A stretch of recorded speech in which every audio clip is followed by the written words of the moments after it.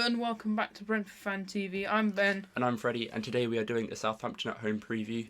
And so let's get straight into it and look at our opponents in Southampton. Yes. So far this Premier League season, Southampton are winless, having played well against Newcastle but losing 1-0, and then playing poorly against Nottingham Forest. Yeah. Still a bit, for them, they probably could have got a result against Newcastle, especially as Newcastle had a red card. So they were playing with less players and still lost. Yeah, I think it's just very poor finishing so far this season from Southampton, especially in that Newcastle game where they should have done better. But then also in that Forest game, I think that was just a big surprise of how poorly they played. Which is, not what they expected on their first home game of the season, not what you'd want on your first home game of the season. And so, what I'm hoping for this game is that this is going to be their get-back game, like after a poor performance. I feel like that often happens. Teams play badly, then they come to Brentford and then play well against us, and we just play badly. Yeah. I'm hoping that don't happen. I really hope so as well. But also then in the Carabao Cup, they just beat Cardiff 5-3.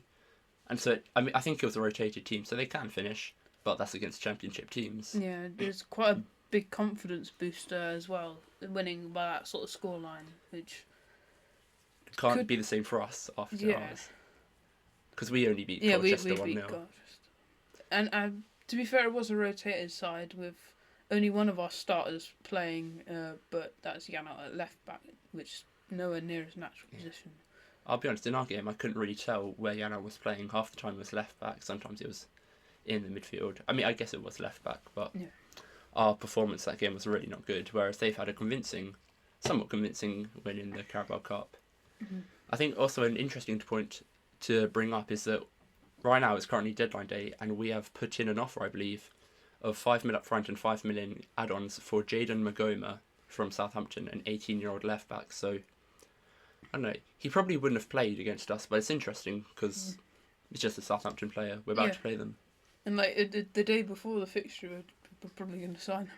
Yeah, but also I think one more point of what people have sort of analysed of Southampton so far this Premier League season is that they're trying to play a bit better than they're capable of. A bit like Burnley last season, I feel like. So, I mean, it's only been 2 games, so there's not too much proof yet. You can't say it fully, but they're trying to play out from the back too much and they're not quite capable of it.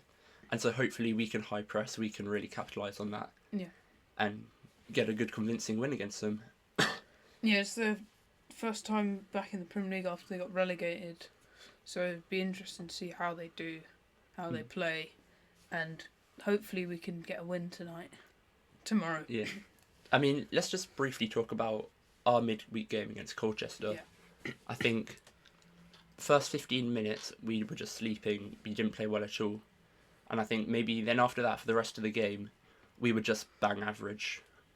Yeah, we didn't really do much at all. There were like a couple 15-minute segments where we did stuff, like we got the goal from some build-up with Sharda crossing it to Lewis Potter, but other than that we didn't really have a very good convincing play or convincing game at all. I think from that game, some of our stand-up players were, for me, it was Trevitt, Vandenberg, KLP, and there was someone else I can't remember, and Damsgaard. I thought they played well, but it really wasn't a convincing win against Colchester. They had a dodgy penalty. I think our goal was definitely a goal, never a foul. Now on to our predicted lineup. Defence, we've got we've put Flecken in goal, Rosalev, Collins, Pinnock and Ayer as the back four. Yeah. Now I would prefer maybe Vandenberg or someone else to play at right back instead of Rosalev, because he's not been the best so far this season. Yeah. And Vandenberg did play there in our game against Colchester. Yeah. What are your thoughts? I think everyone at Brentford, well, all the fans, without being rude, we all think we all know that Roslev's not exactly first team quality for a Premier League team, especially that when we want to push for Europe, say. But I think there's no question that he will start because he was rested against Colchester. Yeah. So I think, as we said, I think it would be nice to see Vandenberg play right back because he's done it before, also at his previous club. But I mean, that would then be playing 4 centre backs. It would be. Which I know it wouldn't be too much going forward. Yeah. So yeah, it probably will be Roslev at right back. Yeah. Speaking on the centre backs, as much as we've got the new signing Van den Berg, and I do think he had a good game against Colchester, I do want to see Collins and Pinnock continue playing together. Yeah. I think that partnership's growing really well. Yeah. I think Collins is improving a lot. And I think Pinnock's not been at his best so far this season, but I think we know what he's capable of. When he's at his best, we'll probably keep clean sheets. Yeah, and then Ayer at left back. The only other person who can really play left back right now who's fit is Janelt. I think Rico Henry will be back from his injury after the international break. Yeah. So it's still Ayer at left back, and I don't mind it. It's not ideal, but I don't mind it. But into the midfield, we've predicted Jensen, Norgard, and Janelt. I think Jensen and Norgard is pretty obvious because Norgard didn't play against Colchester and Jensen was only subbed on. So they're both rested. But then the 3 that could go in the other spot is Janelt, Damsgaard and Carvalho. And all 3 of them played against Colchester. Yeah, they all started. But I personally would prefer Damsgaard. Yeah. He's played quite well recently and he had a good end to last season. And he gives great attacking threat with his passes forwards and stuff. And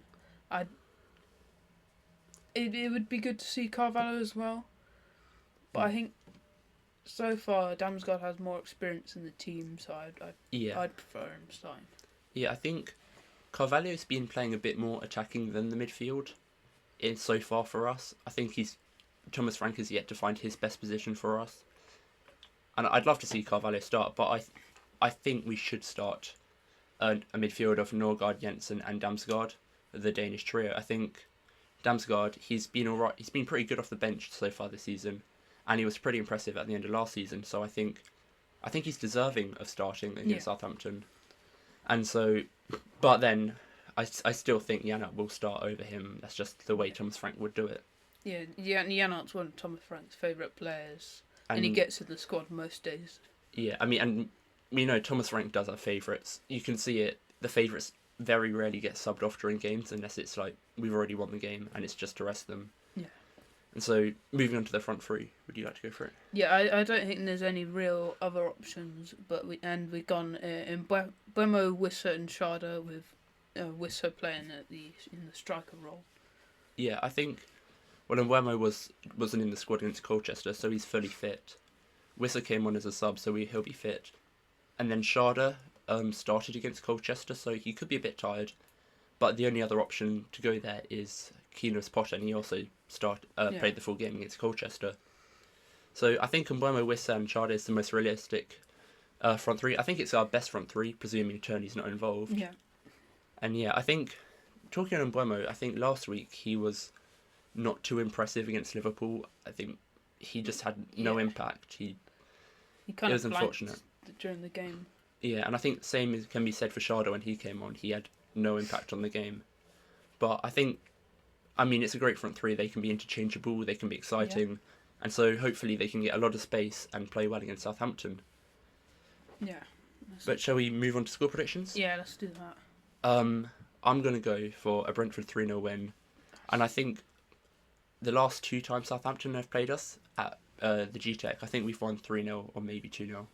So just continuing the trend. Yeah, my predictions along similar lines, and I've gone with 2-0, which I think is a very realistic scoreline, considering Southampton just came up from the Championship, and if we're playing our front 3 as usual, I think we could see even more goals. Yeah, and I think for where we want to be, Southampton is a must-win game. There's no two ways about it. I think. Well, it's not must-win as in we're going to go down, but if we want to be in that top 10 pushing Europe, then you have no choice but to beat Southampton, and that'll put us in a good position going into the international break. 6 points from 3 games. Yeah, that's good. Yeah. Good results. So, yeah, I think hopefully we can beat Southampton at the weekend. Yeah. Hopefully our predictions are right, being a Brentford win. Hopefully we can see Damsgaard maybe start or Carvalho just for the excitement. But yeah, thank you guys for watching.